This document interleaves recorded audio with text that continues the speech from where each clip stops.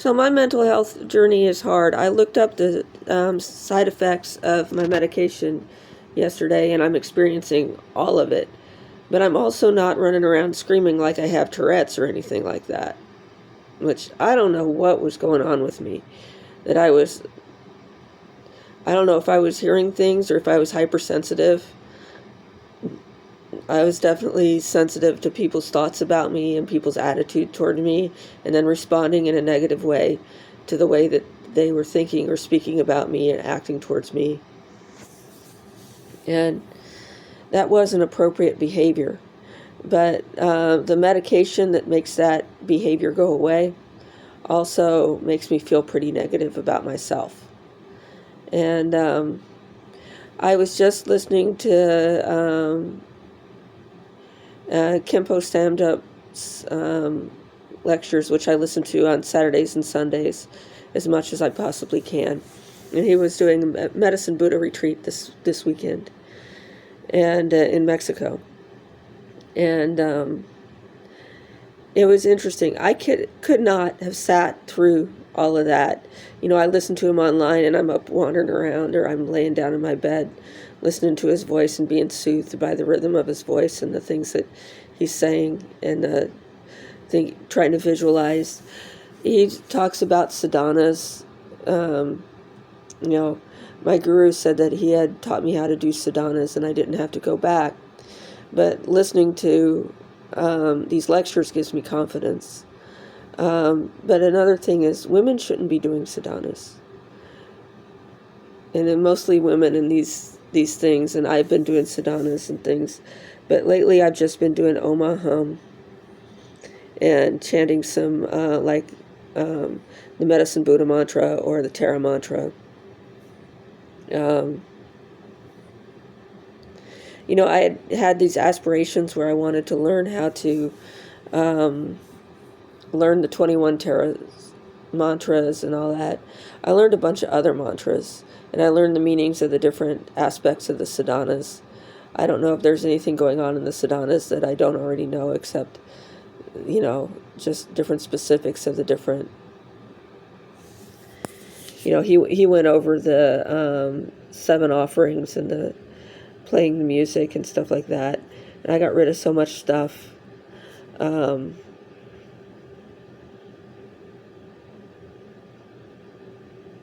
That I didn't think needed to be in here. Today I didn't throw them away, but I put away the extra Buddhas. I have 1 Buddha out now, plus the picture of the 3, Amitabha, Kuan Yin, and Kshitigarbha. And, but I just put them away in my cabinet. I had boxes for 2 out of the 3 of them. Put away the tea set.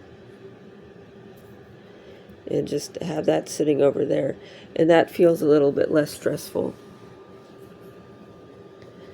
I was walking into my bedroom and something was feeling stressful. And I put those away while I was listening to the Khenpo. In the past, I have been expressing my symptoms towards people like the Khenpo in a way that, why did my psychosis take this form? I don't know. I talk about that in some previous videos.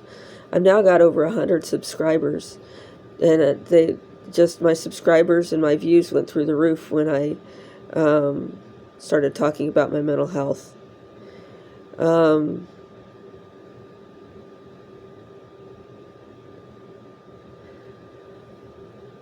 I guess I don't know what to do except to just endure. I have everything I need. I have a nice soft bed.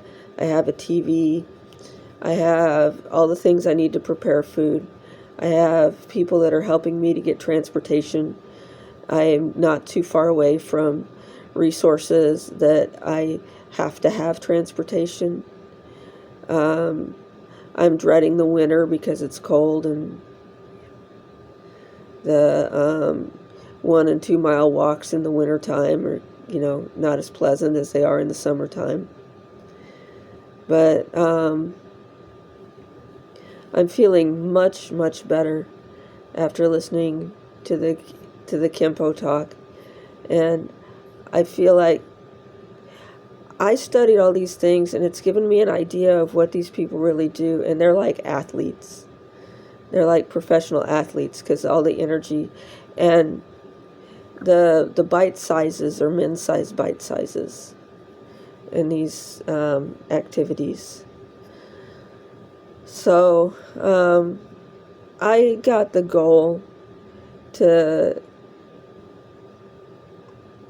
I was about to accept that I had no possibility of being an employable person.